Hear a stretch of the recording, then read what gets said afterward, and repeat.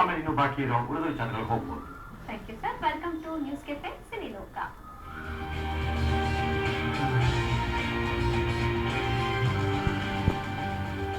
ಸಾಹಸ ಸಿಂಹ ವಿಷ್ಣುವರ್ಧನ್ ಇಂದು ನಮ್ಮೊಂದಿಗೆ ಇಲ್ಲವಾದ್ರೂ ಅವರ ನೆನಪು, ಅವರ ಸಿನಿಮಾಗಳು ಕನ್ನಡ ಕಲಾಭಿಮಾನಿಗಳಲ್ಲಿ ಹಾಗೆ ಉಳ್ಕೊಂಡಿದೆ. ಇತ್ತೀಚೆಗಷ್ಟೇ ಖೈದಿ ಚಿತ್ರ ರಿಲೀಸ್ ಆಗಿ ಹೊಸ ದಾಖಲೆಯನ್ನ ಬರೆದಿತ್ತು.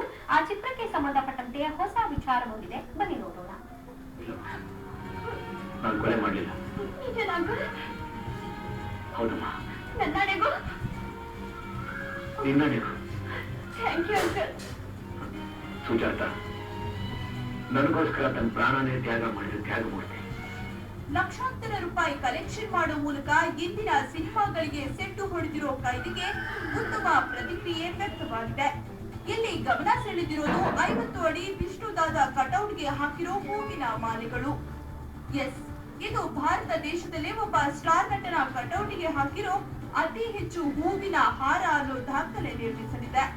ಈ ಕುರಿತು ಲಿಮ್ಕಾ ಬುಕ್ ಮತ್ತು ಗಿನ್ನಿಸ್ ರೆಕಾರ್ಡ್ಗೆ ಬೇಕಾಗುವ ಮಾಹಿತಿಯನ್ನ ಈಗಾಗಲೇ ನೀಡಲಾಗಿದೆಯಂತೆ.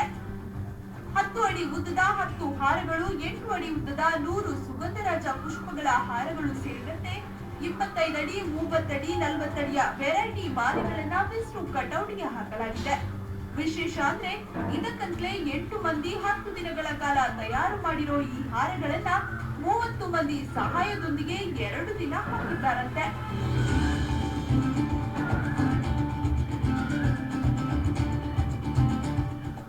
ಇಷ್ಟಕ್ಕೂ ಇದನ್ನ ಗಿನ್ನಿಸ್ ಮತ್ತು ಲಿಮ್ಕಾ ಬುಕ್ಗೆ ದಾಖಲಿಸೋಕೆ ರಿಸ್ಕ್ ತಗೋತಿರೋದು ಜನಾರ್ದನ್ ರಾವ್ ಅನ್ನೋ ವಿಷ್ಣು ಅಭಿಮಾನಿ.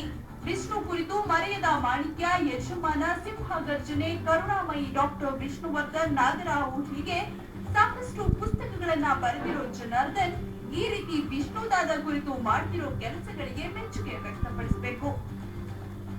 Lakshminarayana, entertainment bureau, public TV. ನಿರ್ದೇಶಕ ಪವನ್ ಒಡೆಯರ್ ಮತ್ತೆ